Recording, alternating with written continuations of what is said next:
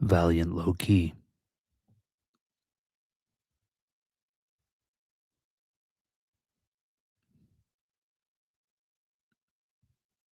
Greetings.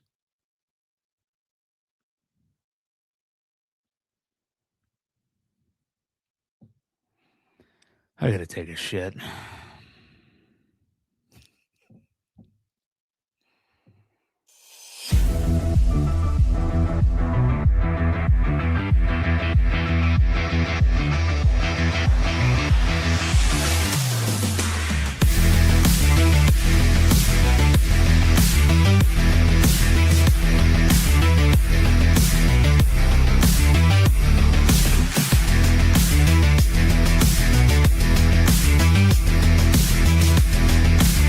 One man saying that is fine. If that's your opinion and you're not in it, that's fine. But there is an entire market of millions and millions of people that agree that it is a store of value. So, you can think one thing, but there's also a market, and markets tend to become efficient over time.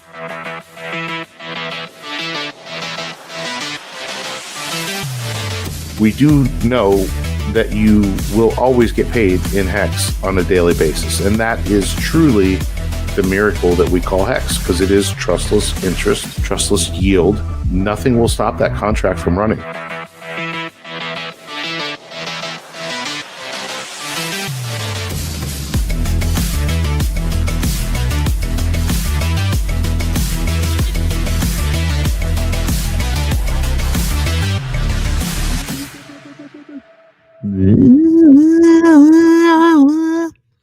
Welcome in, everybody, to the Creed of Crypto. My name is still Blizzard Boy Crypto. I have here with me, as always, my friend and co-host, Crypto Ewok.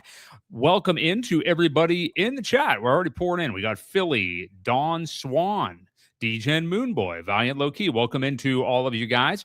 Feel free to tap that like button on your way in if you want to support the channel. And Paul's Chain Hex Girl, welcome into you as well. We got a good show for you tonight. We're talking about Donald Trump's presidency. He was going to be the crypto president. Everything was going to be smooth sailing as soon as Donnie Boy got into office. Instead, he rugged Trump coin a little over a year ago. So that's where we're at. Is it all his fault? We'll discuss that. There's a lot of people that are bitching and moaning about it being on Trump. I think there's probably larger things at play. We'll get to that and a whole lot more. Hey, it's 2026. It's the end of January, and none of us, if you would have asked us even a year ago where we'd be right now, I don't think many people would have thought it would be where we are. And that's kind of what we've been talking about here for weeks, but we're not going anywhere. We're not quitting. Obviously, we've talked a lot about Richard Hart and the Pulse Chain ecosystem. That's our main focus here. He has preached, I'm still here. I'm not going anywhere. There's innovation to be had. And the vast majority of people are, obviously pumping precious metals right now. And I mean, really anything, because everything's pumped other than the altcoin market for the last few years. And it's still lagging behind. And, usually with a long-term trade or hold, number one, a long-term hold you're holding, but also you want to buy the thing that nobody cares about or is talking about. And it's painful 90% of the time. And in our case, it's been really painful for 110% of the time. But that is where we are at. We'll get into a lot of angles tonight, but hey, in a way it makes, we'll get into that. But yeah, Duke of Booze, welcome into you as well, my friend. Ewok, it is freezing cold still. We have copious amounts of weather here, and I'm sure a lot of you guys do in chat as well. How are you feeling on this Wednesday night? Good. Cold. Trying to stay warm. The single digit temperatures are getting kind of old. I know the rest of the country is feeling it as well. From the whole Northeast, the whole way down into Texas. I do transportation as my career, and we're still seeing delays in Dallas. You know what I mean? So they don't know what to do with a little bit of ice. So yeah, it's kind of sucked. Like I said, staying warm, just trying to stay on top of things. And we didn't discuss it, but there was an FOMC meeting today.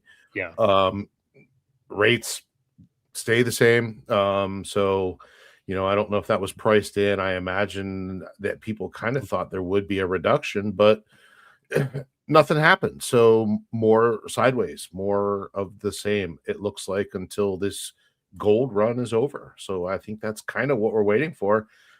Maybe we'll get into that, because when we're talking about it, that could coincidentally um, align with tax refunds and stimulus checks. And people are like, where's this money going to come from if they're not lowering rates? Well, there's that type of stuff that we have to look forward to. So I think it's just a matter of waiting our time. See, we got to wait till it plays out, because there is still money to be injected, and it's out there, and it's just a matter of patience. So that's what I'm doing, being patient. Here we are. Same here, and I think it is a good time to build toward other things in the meantime. Now, still, if you want to be DCAing into the ecosystem or whatever cryptos you like, hardcore, I would, say, hey, we might as well keep doing it because the prices are still down there. But hey, it's good to get out there, work harder at your job, get a promotion, work on something else on the side, whatever it is, because, we have spent the last 4 years waiting for crypto to definitely go up in Q4 of 2025. Turns out only Bitcoin did and nothing else. So yeah, you got to remember that you have a life to live right in front of you as well. And kind of talking to myself here a little bit, but yeah, I mean, there's things that you have to take care of in your own life. It's not like this is all going to happen on your time frame. So it has not, but yeah, never does. And the long-term bet is that the dollar is going to continue to sink into the ground, and that other things are going to matter more. And a lot of crypto is scarce assets, and you have to be involved in the ones that you really believe in. And obviously we feel that we are. So let's get into the market here. We got Bitcoin right now. I think it's at like 89K. It's been an really interesting last few weeks with Bitcoin. I mean, I couldn't even believe this, but I think it was only 2 weeks ago when we were on here, Ewok, we were talking about 97, 98K. We were pushing 100K again. That got slapped right back down, of course, after a few days. And it's kind of, we've seen a little bit of relief here over the last few days. Bitcoin up around 89 right now. I was looking, I think it was today at some point, or maybe yesterday, but we were pushing 90. I mean, we went across 90. So it's one of those things. I mean, there are a lot of the bears that are thinking that we'll definitely be at 55K or lower by the end of this year, are saying it's a dead cat bounce. Bulls are I think bulls are only cautiously optimistic. I don't think there's many people that are like, yeah, look at this move, here we go, a big recovery rally. More importantly, almost, is Ethereum. I mean, it's at 3,000 right now, so it's nice to see it get back above that threshold. It was down at about 2,700 the other day. A lot of people calling for 2,100 on ETH. Definitely could still happen. I don't know. But we continue to chill in these areas. Again, even bears, a lot of them called for a rally into January, maybe even February as well. For them, keep in mind, we're looking at October. I mean, they're looking at October to December is when they're going to buy, because it's definitely going to be at 55K or lower by then in their minds. So yeah, what do you make of where we are? Again, repainting the picture of 2025, Bitcoin all-time high, a pretty good all-time high that a lot of people kind of expected, of 126K last October. Nothing else did anything really this entire bull market. I know there's gaslighting people out there that say, hot take, this is a good bull market. Ethereum went to 4,900. Solana went the whole way to, yeah, we get it, douchebag. What we're trying to say is every other bull market, all these things, not all of them, but a lot of good altcoins. Ethereum definitely like over 2-3x its all-time high. Then it doesn't even get to a new all-time high, and you're saying like, hot take, everything was totally fine this bull. I just love that stuff. But anyway, yeah, for Bitcoin, great. Everybody else, horrible. So what do you make of where we're at right now? Yeah, but at the same time, not even great for Bitcoin. It's not even a double, so that's not great. From the last all-time high, barely got to 130. What was it, 126 or something like that? So no, it's not great for anybody. It's so institutionalized now that there's I think too many big players in there that are again, we've got that word, manipulation, and I think that's what we're seeing.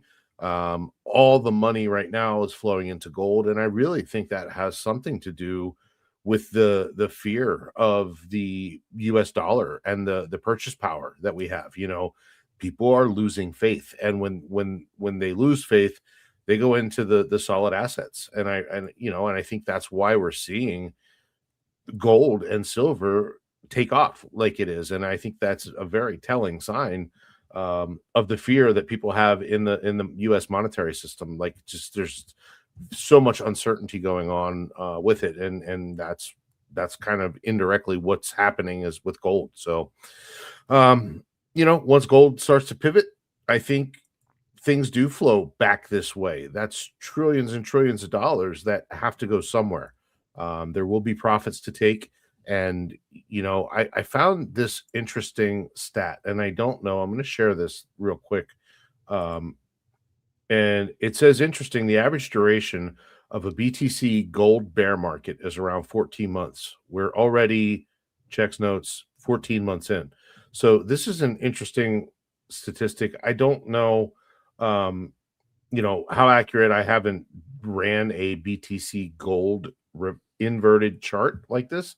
But from what this is saying, BTC goes up, gold against it with bear market, that means BTC or gold is outperforming Bitcoin. Usually it takes, here's 14 months, here's 13 months, 14 months, and 14 months. And this is basically showing where we're at now. Now, this doesn't look to be like, if you're looking at the dates down here, this is into sometime last year. So I'm not sure how accurate this is, but if that's the case, and this is the actual history of it, could be something. So anyway, just thought I would share that. Let's go back to the chart here real quick, but go ahead. What were you going to say? I was just going to say, what do you make of the people? So you just said something that a lot of people have been saying, which is, hey, you're all expecting that, everybody that's in Bitcoin, like Duke of Booze, who has some silver, just rotated it into crypto. You've been saying, or a lot of people have been saying, like, oh yeah, just wait till the gold and silver, wait till the gold rotates into Bitcoin, wait till, everybody's been saying that. But then, counter arguments to that have been, well, it's a lot of institutions that are buying gold, and it's not like people aren't going to rotate from that into crypto. I don't know. What do you make of that? I mean, how much of it? I mean, you got to think like retail. I don't have metrics in front of me, obviously, but I have to think that we know what retail's behaviors are. They buy stuff that's pumping. You know what I mean? So Sure. Clearly not buying crypto. Gold and silver, I got to imagine there's a lot of people out there like, how do I buy this? How do I buy this? How do I buy silver? How do I buy gold? Stocks, tech stocks, stuff like that. So I have to imagine there's a portion that'll come in. Maybe people are trying to paint it too cleanly that like, yeah, the gold's going to hit a top and then boom, the big rotation into crypto and we're going 225K BTC. I don't think it'll be like that, but I definitely could see a rotation of sorts because it's still the only thing that hasn't really pumped compared to these other hardcore pumps, Well, I mean, so you realize, I mean, let's look and see. I don't know if this will tell me the total market cap of gold. I don't think it does anywhere, does it? Maybe not. Anyway, it is trillions of dollars. Let's imagine 5 to 10% of that comes over, right? It doesn't have to be all of it. Like, so, I don't expect everybody that's in gold to take profits all at the same time and go into crypto. Like, we know that probably won't happen because there are so many older people out there that just think, like the Charlie Mungers and Warren Buffett's who call it rat poison, right? Maybe they've changed their tone a little bit, but there are passed away. So okay. Well, fair enough. Then he's not going to do anything then. So, but anyway, there are people out there like that don't trust it yet, but there are a bunch that are coming along, right? You've got the ETFs now, you've got the easily tradable things that they can put in the market without really having to own coins. So I do see a rotation, and I see again, there are trillions and trillions of dollars in gold. 10% would be imagine $100 billion coming into crypto. You know, just think about that. That's astounding. We've seen what the numbers can do on what was that Pampy, I think it was Pampy site, for 30-40 million into Pulse Chain. Obviously that's with no sell pressure, but you can imagine what it will do to the other markets when that type of thing happens. Yeah, I don't expect everybody to do it all at once, but you will see a rotation. I really feel that this blow off top has to end soon. I mean, just look at this parabolic run that it's on. It's crazy right now. I mean, it could be $6,000 by the end of the week if it keeps running like this. I mean, 1, 2, 3, 4, 5, 6, 7, 8 huge gold candles or green candles. So, Right.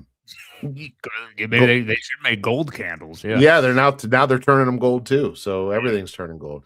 But either way, so it could happen. Bitcoin is just sideways. There is really, I mean, it's in this trend between 97, 98 and 85. And it's just, I think, going to continue to go sideways.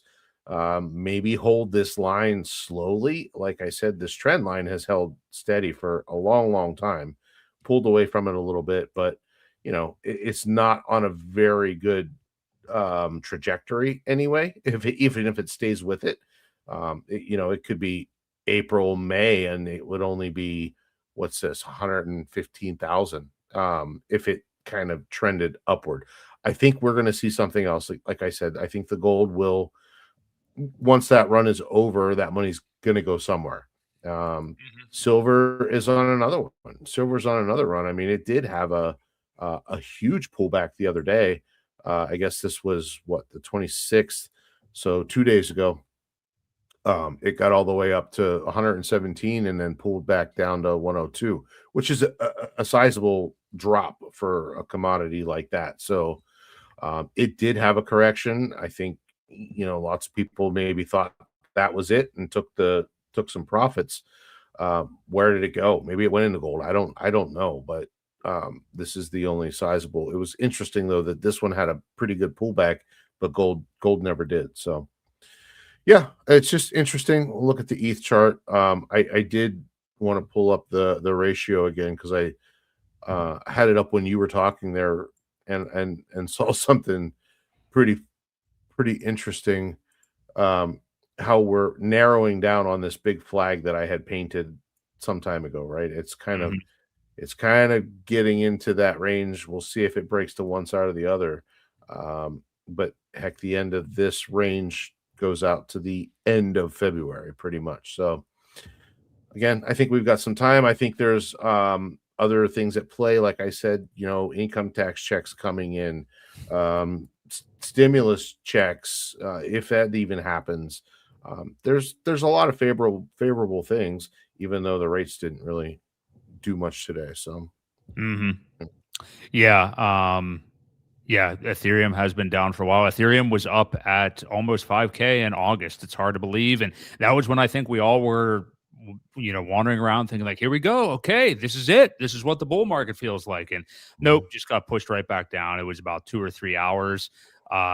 Please take your break with me. I bet you can put the exact number in the chat of what Ethereum's all-time high was. So I'll look out for you to do that because I think you do remember that on that day. So yeah, we'll have to see that. Yeah, that's interesting. That little channel that you drew there, the triangle, that would be very interesting. I think through the end of it, I'd have to think within another month, I think we'll see some sort of a significant movement where I think we could see Ethereum continue to crawl up against BTC. And that's been one of the bull narratives is if the bulls are right this year, it would be not so much like, oh, Bitcoin's going to go to 225K or something like that, but that Bitcoin is chilling out like this for a while. It does start to make a recovery, gets back to its all-time high, maybe has a muted new all-time high, maybe 150K, which still would be good. But you see Ethereum actually close the gap now. And, what we've been missing and the suppression of Ethereum all this time finally busts out. Does that happen? It may not bust out, but puts in, gets to a new all-time high that's significant for what we've seen. I mean, even 6,500 of people would be euphoric, and then Ecstatic. maybe it runs to 8 or 10K. Yep. Yeah, he says they've gotten up to, he means ETH gotten up to 49.50. They were told to go to 5,000, but they're at like 3,100 now. Yeah, you're pretty much right. I don't know if they were told that or not. Maybe Vitalik got an order from the gods to nuke the price or something like that. But good stuff. Yeah, real quick, because I thought this kind of fit with this. I sent you a post, our friend, I mean, I've never actually spoken to him, but Grand Inquisitor that's in the Pulse Chain community. He writes some pretty good little dissertation posts on Twitter from time to time. There you go. And now, is this cope or not? You go ahead and let us know in the chat. It sounds good, which probably means it's cope, but maybe there's a little kernel of truth in there. So he says, it's really crazy to me. What just happened? I had it. That was my fault. Hold on. He says, it's really crazy to me how everyone is warning you about crypto. Crypto KOLs, 99% of crypto Twitter, because they repeat what KOLs tell them. Gold and silver investors, stock investors, some random normies who never invested a single penny in their lives but want to make fun of crypto people. Every single one of these will vocally inform you that crypto is dead. Mind-blowing stuff. We've never seen this amount of FUD and capitulation from the entire world against crypto before. He may have a point right there. I mean, it's pretty intense right now. Bear market 2022 was a hippie concert in comparison. People were actually still cheering for crypto, still trying to fight against the bears. He's right about that. And now everyone has given up, and your crypto influencers have all sold and want it to fail, and they can be right and buy lower. Truly pathetic. Yet the data clearly shows there are zero reasons to leave this market right now when we actually never had alt season, retail joining, every news radio station talking about it, euphoria. 2025 was actually a bear market. He is right about that. I know people don't want to hear that because Bitcoin went to 126K. Bitcoin had a red year in 2025. Ethereum had 9 red monthly candles in 2025. So I think he's 100% right about that. He says only Q4 24 was a mini bull after almost 3 years of a bear market. Trump getting into office, we saw Solana stuff running. I think he's right there. Once Trump went into office, we crashed 90% of the time over the next year. Nothing happened. No one joined crypto. No euphoria. No recovery for alts. No nothing. Yet because the small remaining circle of crypto folks are stuck in a stubborn pattern of a 4-year cycle, they assume we would top by Q4 in 25, and then we will have another 4 years of bear. The data clearly shows this doesn't fit, as nothing played out as in previous cycles, which factually makes the 4-year cycle obsolete. What can we learn from this? How much longer is this? Just at not much. Okay, it's good. Historically, the best buying opportunity is when everyone is out and calls a thing dead. When everyone thinks it's going to zero, this has always been the moment to buy and not sell. The masses are always wrong. This has been taught to us in every aspect of life. We're just 1 month into 2026. This is the year where Trump can actually fulfill his plans for crypto with Powell soon out of the way, the first actual pro-crypto president. And yet you think you will never see a financial shift in the digital age where digital currencies become irreplaceable and where AI is on the rise. Give me a break. So there you go, a little censor for you. I mean, he nailed a lot of stuff in this. I will say that the Trump stuff, I don't know how strongly, I don't know how much Trump really cares about crypto. I think he does a not insignificant amount because he's dedicated a lot of resources to it for sure, him and his boys.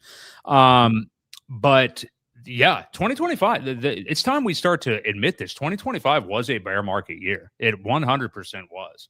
Bitcoin was red for the year. Ethereum had 9 red monthly candles. Alts were absolutely dead. He's right about that. So, yeah, what do you make about this post? Likes, dislikes, anything?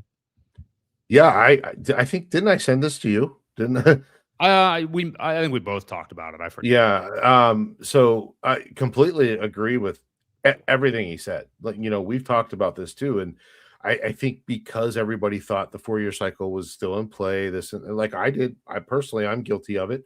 When people are that in tune, it almost never happens that way. There had to be a change. Something else had to be different. And clearly we're seeing that now. So, yeah, I agree with everything he said. I think this hits it right on the head. I do believe when everybody says it's dead, it's not coming back, is when it starts to take off. And that's what we've always seen in the past, that I've always seen anyway, as far as bear markets go. It just happened to time out a little bit better then. But there are more people involved now. And again, when everybody's kind of on the same page, it tends to not happen. And that's what we're seeing. So yeah, I agree with everything he said. I really enjoyed reading this post, mainly for the cope. But I again, I think he's right on. Yeah, and oh, what was I gonna say? Oh man, I had a good follow up to it, and it just slipped my mind. We've been talking about this. This is like peak apathy right now. So, at least when somebody hates something, there's polarization, which means they're interested in it. You know what I mean? So Yeah. that's what he's pointing out here is it's like a ghost town. Even in 2022, when FTX was going off, there was news everywhere. There were people attacking crypto. There were people still defending the actual principles of crypto, Richard Hart, things like that. Mhm. Now it is a ghost town. I mean, I agree with them. This is like complete apathy. Forget hating it. People don't give a shit. Like, I just don't see. Twitter is nowhere near as active. YouTube engagement, we've talked about this. I mean, we've basically cut our viewership in half, I would say. And everybody else has said that across the crypto industry. People are Yeah. just not interested in it right now. And I think a big reason why is all of us who have been here for the last 4 years saying, hey man, just wait till Q4 of 25 and then your prayers will be answered. That's dead and gone. So Yep. now it's like, I'm done.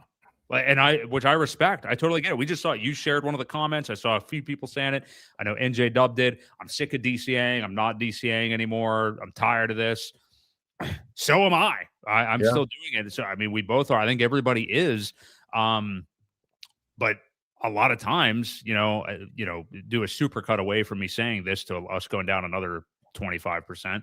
But usually when things are this apathetic is when things can turn around eventually. Yeah. So yeah, I've not been in crypto as long as you have, Ewok, but this is the most apathy I have seen, I think, ever actually, from the Yeah. people that are usually interested. I've never seen this kind of apathy. I completely agree. Yeah, I mean, I don't know what else to say. I sound like a broken record. But eventually things will line up for us. And that's really, it's just a patience. It's a game of patience. How long can you last, right? There were Pretty long. Well, there were a lot of people that retired at the end of the last cycle thinking, this is easy. I can do this. I'm going to live off my crypto. Well, when it goes down as far as it's gone down, you run out pretty quickly. And, there were a lot of people that made a lot of money. So that has to go somewhere. And again, you know, it's patience. It's a patience game. It's keep your head down, keep working. Like if you're not working now and you're just waiting for it, man, it's got to be. I'm sure it's excruciating, right? If you were relying on crypto income and you're just waiting for it to do something, I would not want to be in that boat at all. So power to those people, man. Yeah, that's what you don't want to do is get to a point where you're living off it. Now, if you made an amount of profits that you want to put to the side and it's like this is my safety net, I'm living off the yield of wherever it's coming from and I'm just drawing Yes. 3% of that out a year or something like that, and then I have another chunk that I'll put back into the market. Like you can't just start making flippant purchases out of whatever money you've made. I mean, that's the thing. And that's the quote people say is like, if your emotions and your attitude is like that, even if you had the money, you really never did have it because you can't handle it, Yep, exactly. So cool. Yep. Well, hey, a lot of great conversations there.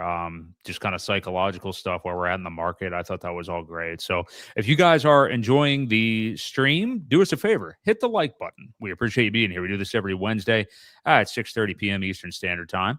Let's take a look at the Pulse Chain ecosystem. Of course, it's kind of just hanging out where it has been. We have seen a little bit of a bump up off of the lows, not anything significant, but the all-time low for Pulse is 40126, I think we say. Right now it's at 4011421. We got Pulse X 40s 1164 Inc. is at 57 cents. Hex 0023, I mean, teetering near its all-time low. EHEX 307711. Yeah, so what do you make here? Oh, yeah, got to do PDI. Thank you, Ewok, for reminding me to do PDI. I know I knew it was coming. I knew it was coming. So 0015, there was a lot of interesting stuff that was going on with that and Compound and things like that over the last couple of weeks. And yeah, I don't really want to get into all that, but whatever, if you do want to get into it, there's plenty of people talking about it on Twitter, but I don't want to waste time on that tonight. But Pulse Chain anyway. Yeah. What do you make? We can go to the actual Pulse Chain chart. Are we going to break out of this kind of consolidation a little bit, or what, maybe 10, 20% above the all-time low at this point for Pulse anyway? Yep. Charts are loading here. Let's get her pulled up. Let's see what we have. And yep, we're still on our downtrend. Hasn't attempted to get back to that trend line yet. Yeah, more bleeding out. And, you know, there just isn't much good to say about it right now. It does not look promising at all. If we can break above this trend line, you know, then there could be something. But as of right now, yeah, I mean, this is just it's on a downward slope. There's no denying what it really looks like. Yeah, and not just for Pulse, but I mean, and imagine if we don't really look at a lot of other alts on here. You know, that's the thing. It would be interesting maybe to do so actually, just to see where they're at. But I mean, we're really relying on an Ethereum turnaround, not just for Pulse. Like, I know Pulse Chain people, because it's been a painful journey the last few years, are in a little silo where it's like, I'm sick of hearing that we need, you know, Ethereum needs to go up. And it's like, you can be sick of it all you want. Like, Richard Hart is not more powerful than liquidity cycles and, you know, things like that moving. He can't do anything about that. I think he's doing, I don't want to say as much as he can, because of course he can do more, but I think it would be wasted. We've had this conversation a million times. Like, we are not in market conditions to be wasting certain resources right now. I think that when it comes to the massive, never before seen ad campaign that he wanted to run, it began and, you know, things were moving and they still are. But I think maybe there's even been a deliberate, maybe slight pulling back of that because we're not in that environment yet. Yeah. Clearly there's still stuff going on. We see the proof of it and stuff on Twitter and everything. But yeah, and then as far as like, we're seeing updates trickle out. I mean, he's still like, we'll get into this, but I mean, we saw updates with pump tires. We saw the Pulse Chain Bridge get an update the other day, and things like that. There's always things being worked on, and that's nice. But, you know, you want to be the Uber slingshot coming out whenever market conditions are allowing for it.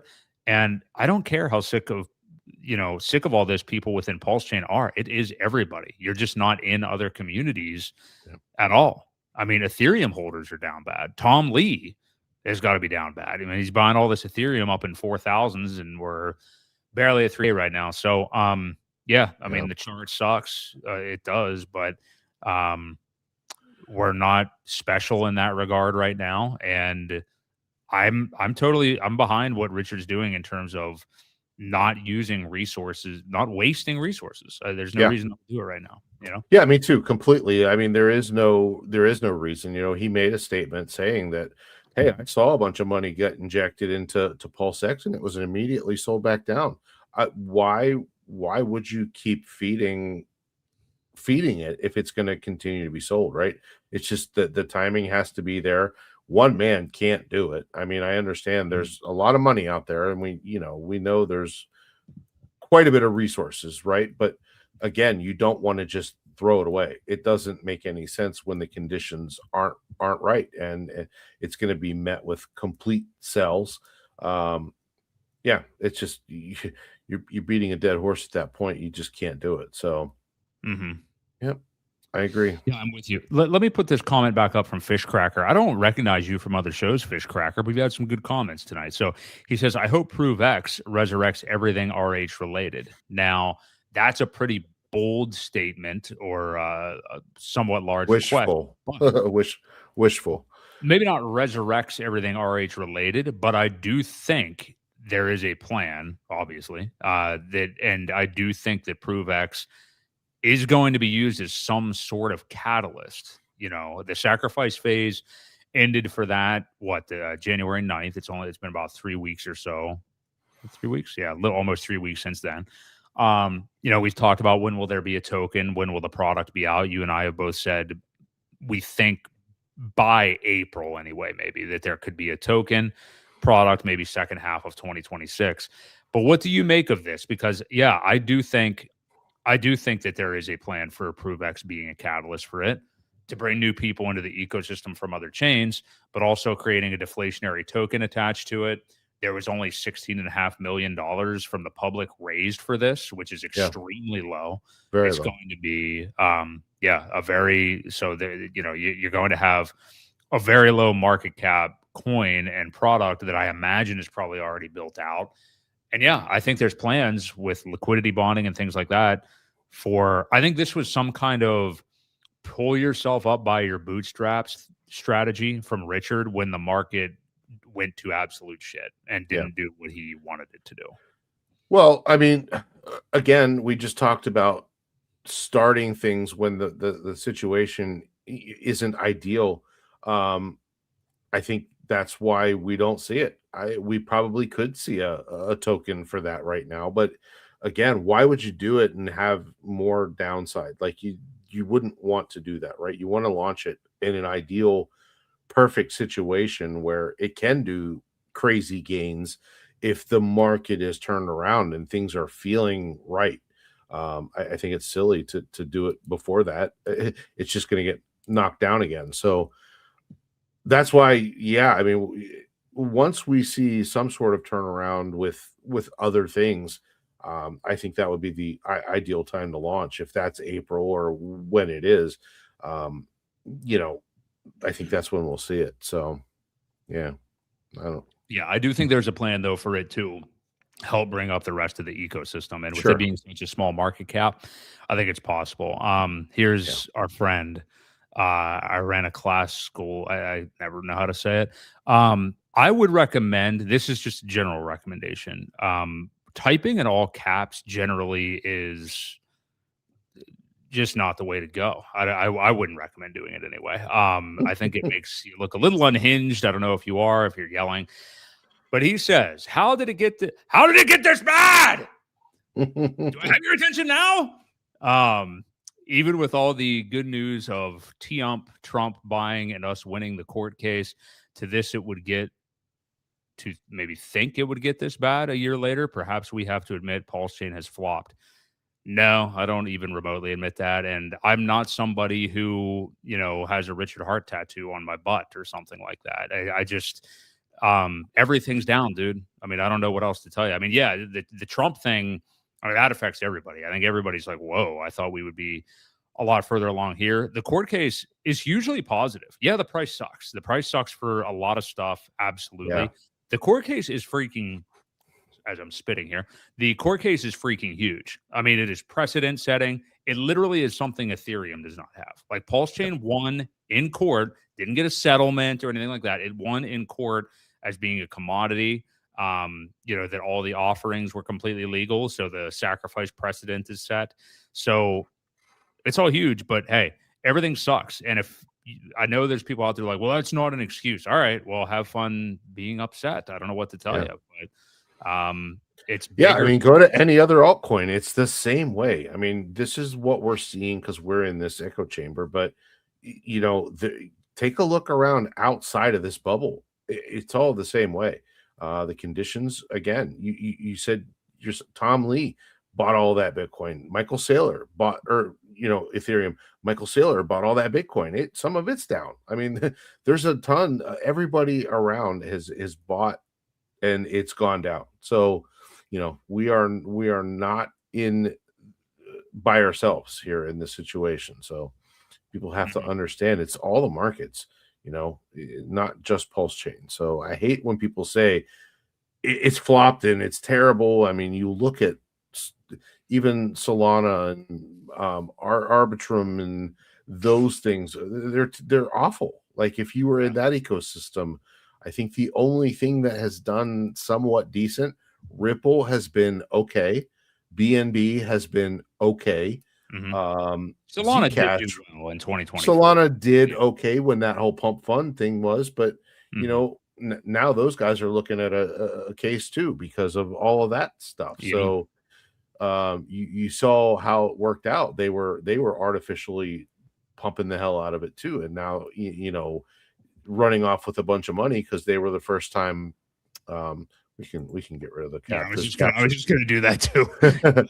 But yeah, I mean, so we're not alone here, folks. We are not alone. As much as you may want to think it's all Richard's fault and everything's down and Pulse Chain is a failure, and I mean, you got to go outside and look around at some of the other things that are just as bad. Yeah.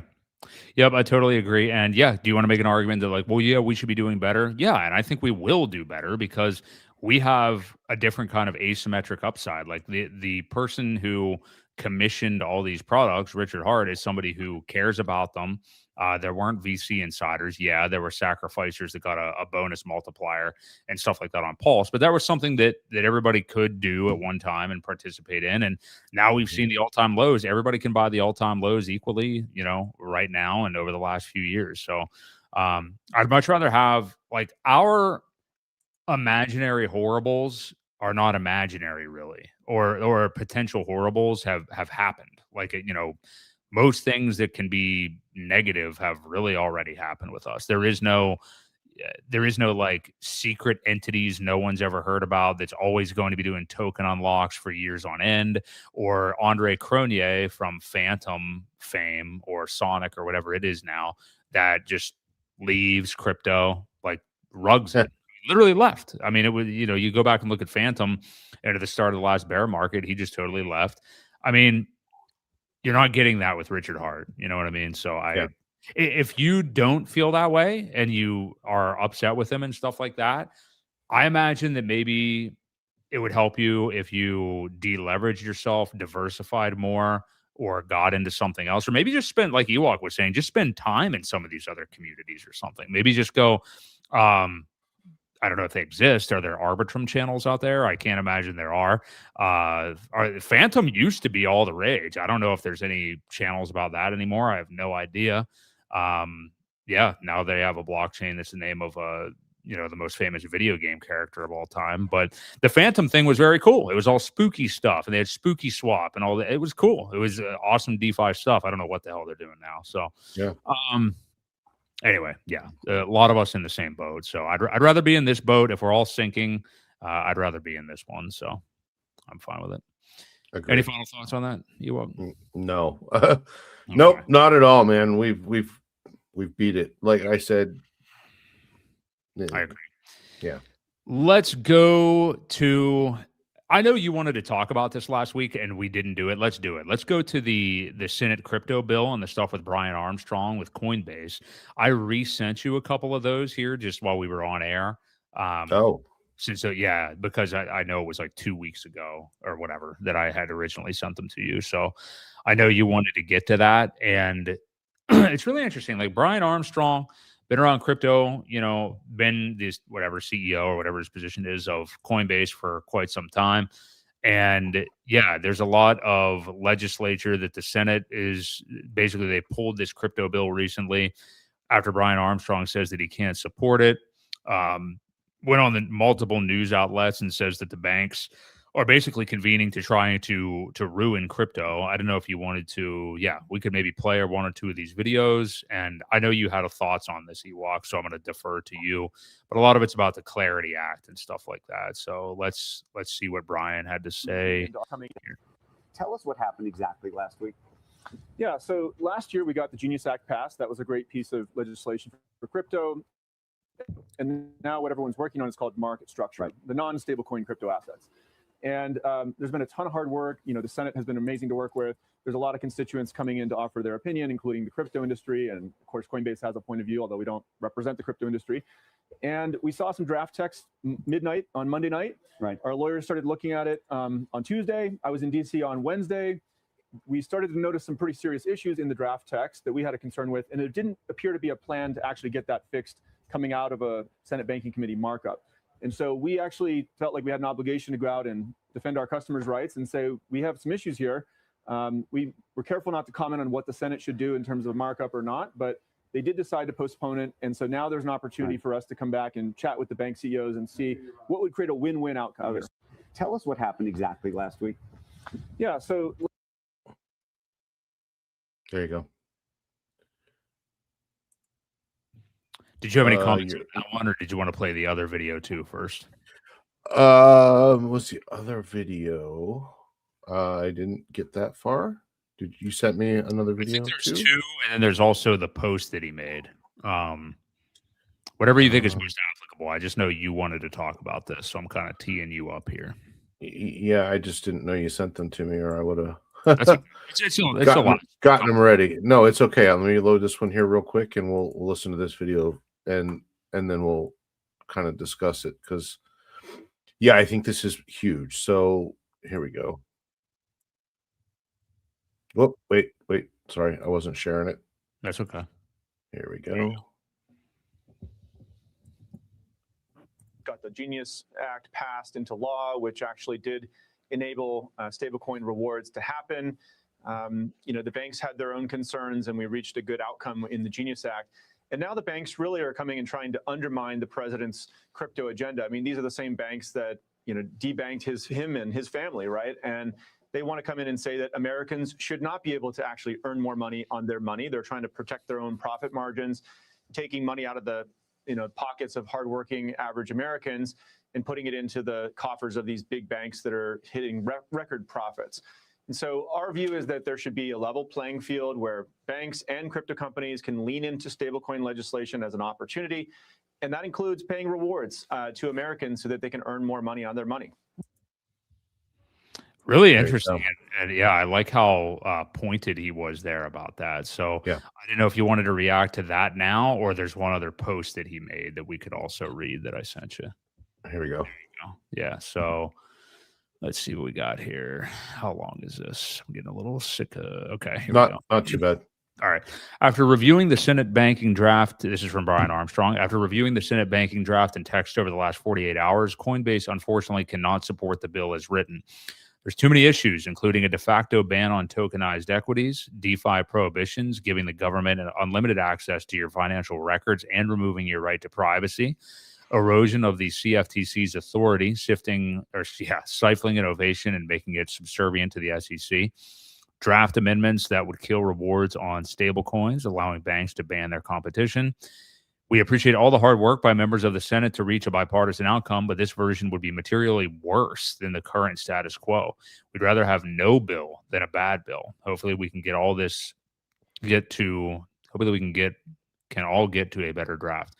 We'll keep fighting for all Americans and for economic freedom. Crypto needs to be treated on a level playing field with the rest of financial services so we can build this industry in a safe and trusted way in America. So yeah. What do you think about him standing up to this? Looking at the hidden things. This is what these people do. Like that right now. That's why we didn't really get to this, because I don't think either one of us wants to talk about it. But the potential of another government shutdown, because there's a bill going on, and Democrats have requests with ICE that are in it, and I'm not even picking a side. It's just this is what happens when you're negotiating bills. It's tit for tat. Well, give me this, I'll give you that. All that stuff. So that's what we're seeing here. But what do you make of Armstrong's comments? Well, I love it. I love the fact that he's standing up for the little guy. Who doesn't want to make some yield on their stablecoin, right? And the banks are terrified to lose that part of their business.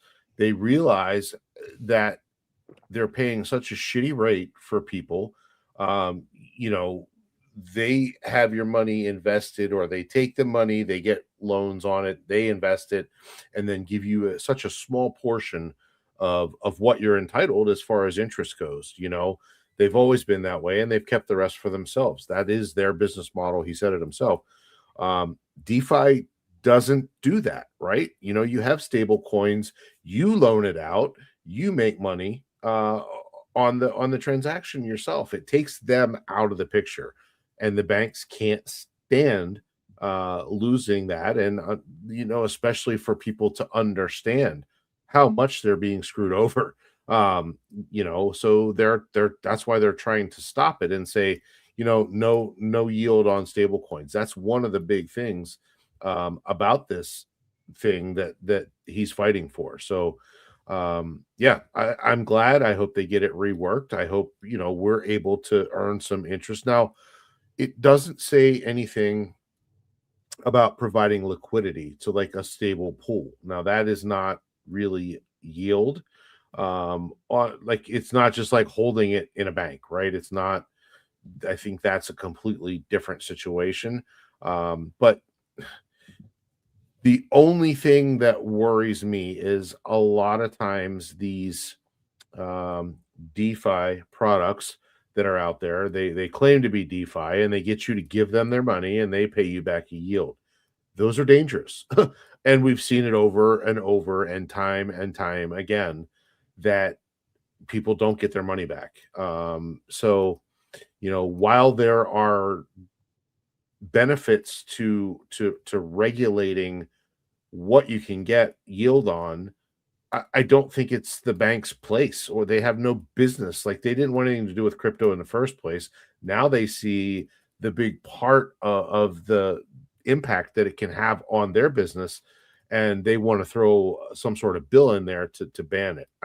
It's no good. It just shows you how much in control these banksters are, and again, it makes me believe that they're behind a lot of the manipulation that's happening as well. So I'm glad Armstrong is standing up to it. I'm glad that he is being a good voice for us in crypto. I just really hope that the lobbyists usually get what they want. So we shall see how they rewrite this bill and what comes of it. But yeah, I mean, if they kill any kind of stablecoin yield, it's not a good thing for crypto. So we don't want that. Yep, I totally agree. And yeah, it's good to have people out here fighting for that, obviously, for us, and trying to keep those DeFi principles alive. So yeah, we'll see. Obviously, the bank is not going to give up any kind of a fight when they could lose potential customers. But you got to wonder too, how many of their customers are going to make that leap? You know what I mean? I mean, maybe there's other factors I'm not considering. I'm just trying to think. I mean, most people are fine. If they would much rather park it in an Ally Bank, high yield savings account earning, let me check, 1.75%, or something like that, because it's in there and I'm not really using it or whatever, and they're afraid, probably, quite frankly, to put that money on the blockchain. That's all going to get easier. I mean, we already see that happening. It's going to get easier and easier to understand that. People will understand that you've got USDC, you have USD on the blockchain, and you can just put it right on there. You control it. Well, if you have USDC, technically, I guess Circle does, but I mean, DAI you've got also, but earn interest on it that way, and not deal with any other intermediaries. So yeah, I'm glad he's out there sticking his neck on the line. And I know he's a controversial figure. I mean, there's people that are not a fan of him. I think that's a weird thing. When he put one of his posts on this stuff the other day, I saw comments like, "Can you just shut up already?" Like all these crypto people yelling at him. It's like, I think they just want the Clarity Act to pass or something like that. And it's like, dude, what are you doing? I think this is one of those things where you can get really granular and these things and say, well, he agrees with some of the principles I do, but he needs to agree with exactly everything that I say. Right. This is one of those, like, we're better together against the enemy here. You know what I mean?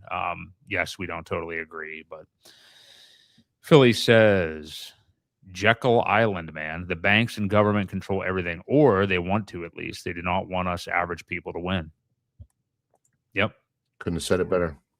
Story as old as time. No, they do not. And that's frankly why it was scary for crypto in the last administration. You have Biden obviously was not, I mean, I don't know what he really could do, but, not somebody who was going to do much involving crypto. You have Elizabeth Warren, who is just, I don't have one positive word really to say about the woman, but she, wanted to build an anti-crypto army, whatever that means. Again, this coming, and she does the whole, nice, soft-spoken grandma act, and she's a multimillionaire with a job that she gets paid $100,000 a year to do or something like that, and has millions and millions of dollars. These people it's a class war. We've said it 100 times. And same with Trump. I mean, I'm not saying but Trump's the good guy. I'm not being hypocritical that way. These people control us. Okay. And one of our, I think, easiest ways out is through cryptocurrency. And I think that's why a lot of the people that are addicted to this industry and still psychotically here right now with everything as low as it is, that's why we have this allegiance to it. Because it's like, yeah, you can start a business. That's a lot of hard work, depending on what it is. You could even still do it. But while that's happening, man, wouldn't it be nice if you got a 10 to a 100x on something, which used to happen. So, yeah. Anyway. Yep.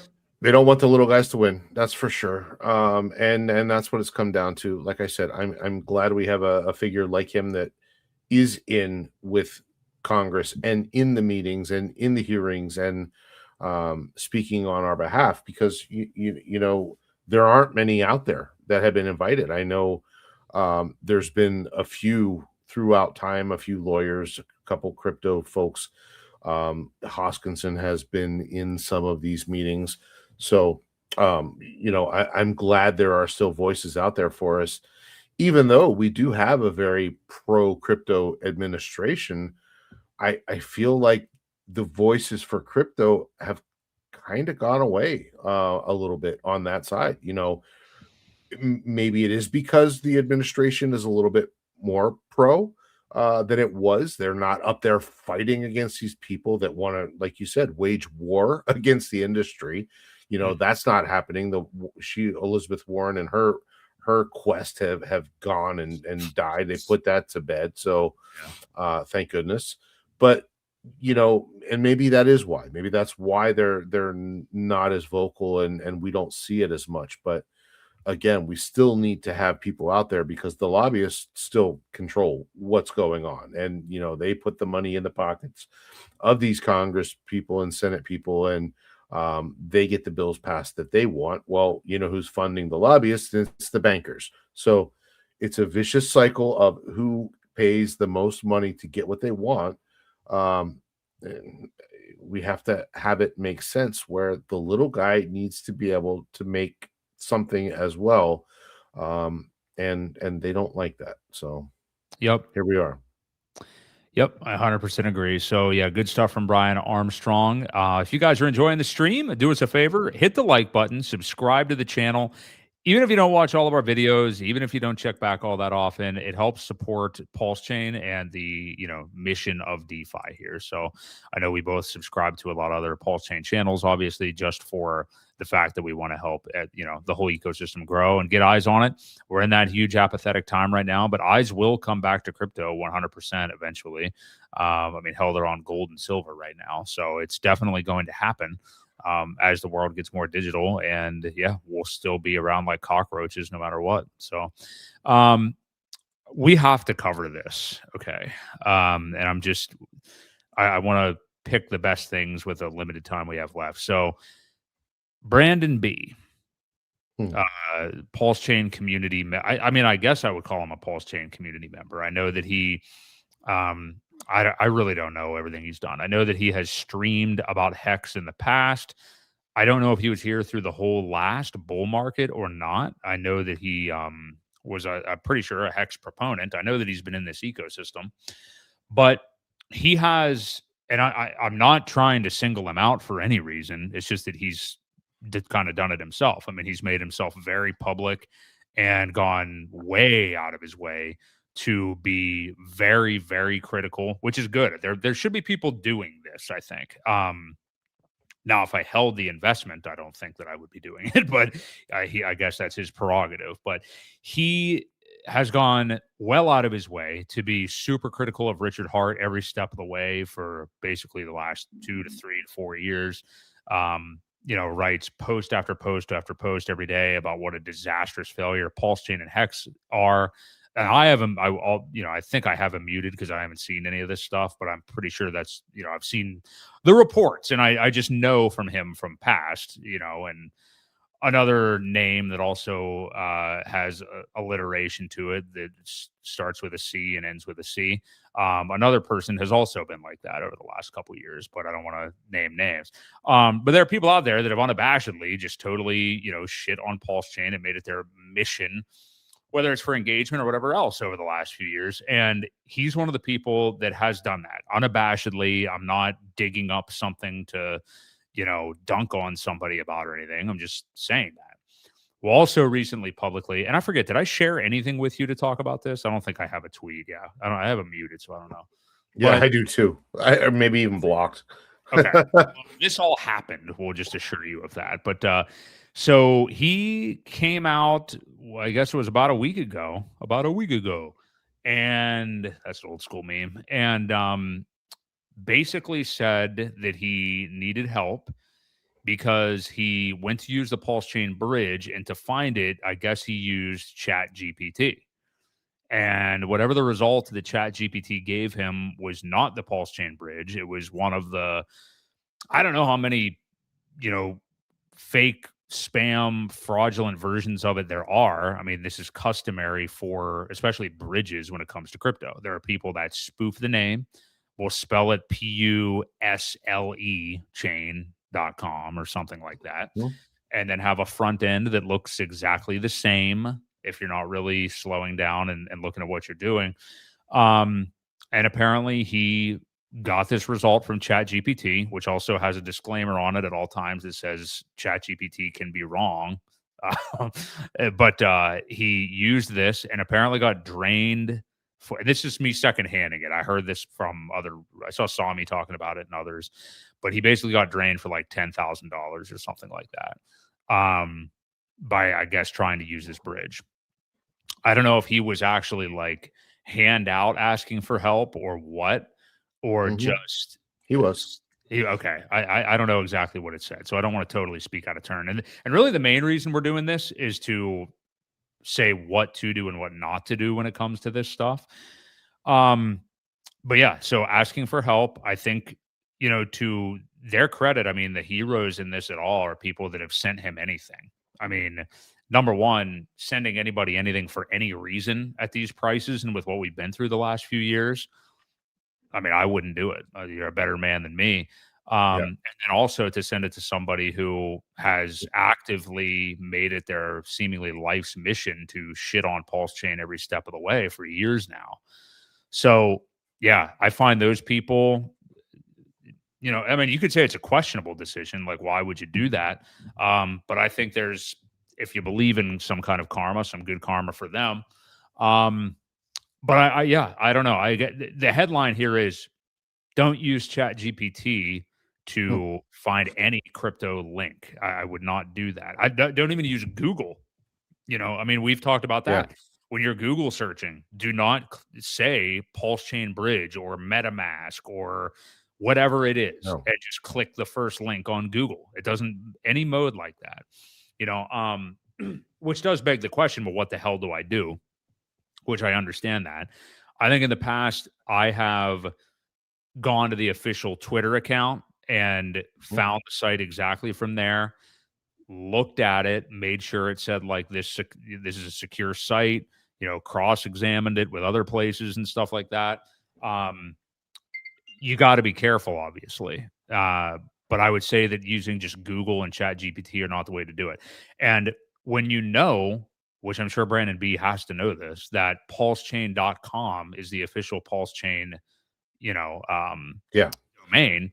Bookmark that. Bookmark pulsechain.com. And then you can go a step further. You can go down and find the bridge on that site. Bookmark that bridge. I think you've done that in the past. You've said that to me before. Just have it right there that you just click on it every single time. There's no errors at that point. So, exactly.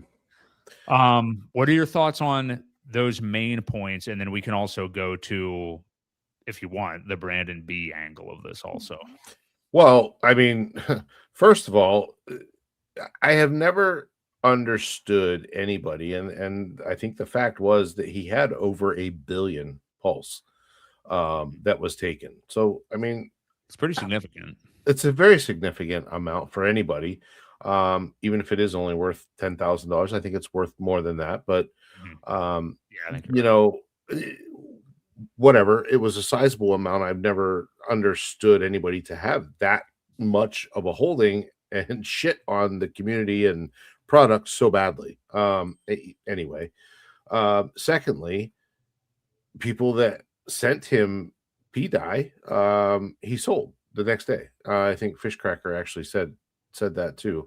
But Yeah, yep. he sold it the next day, sold it for whatever and cashed out. So yeah, not a fan of that at all. Like it's just the whole story. Uh, it's almost karma at its best. I hate to say it, but people like to do that and then cry, "Woe is me! I'm the victim here." After you do something that completely just dumb. So I don't feel bad. I wouldn't wish it on anybody, but there's no love lost with me for it. Again, wouldn't wish it on anyone to get hacked or drained or anything like that. But when you do stupid things and you don't pay attention and bad things happen. Crypto is a very expensive education. And most people learn lessons the hard way or learn lessons best the hard way when it costs you money. I bet he will never make that mistake again. Guaranteed. And a lot of times that's what it takes for people to get washed or drained or whatever. Get stuck in a bad investment. That goes to absolute zero, or they rug pull completely. Again, it's an education, and I wish others would learn, but they won't. It'll happen again as long as there are malicious links out there. People will do the whole Google thing instead of bookmarking it or going to a reputable site. Like you said, pulsechain.com is there, and from there you can find anything you want. You can go to Twitter. You can ask somebody that's reputable. One of us would probably answer if you had a question, but we don't want to get into that. You don't want to be messaging random people either.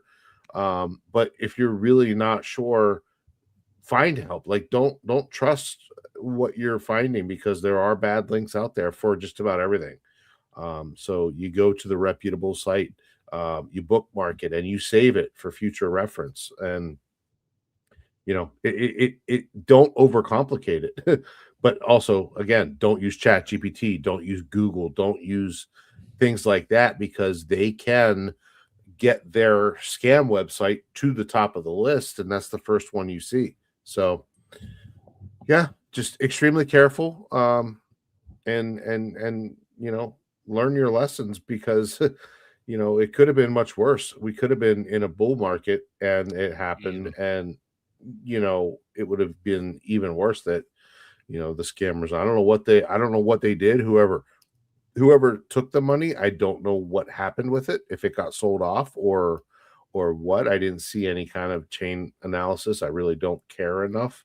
At this point, it's not going to hurt the price that much more than what it already is, right? Not with that much, no. Yeah. So anyway, I tell you, something that you said that rang true to me was crypto being an expensive lesson. I mean, that's been so true for so many people, whether it's something this horrible, which is like as bad as it gets, or being totally rugged or something like that, but also just what a lot of us have been through, like buying the top of 2021, riding it all the way down, never being in profit, and like you said, you just said about Brandon, like, well, I bet he never makes that mistake again. It's kind of like buying the top in 2021. You go down 90% or whatever.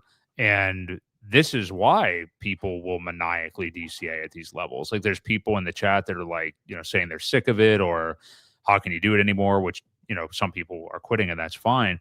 But it's like, because I made that mistake and I'm living through it every single day and I'm trying to rectify it now, like I know what a mistake I made buying at those heights. So this is the adjustment I have to make now. So now, Brandon B does something like that, and then it turns into like, okay, he makes all these adjustments we're talking about.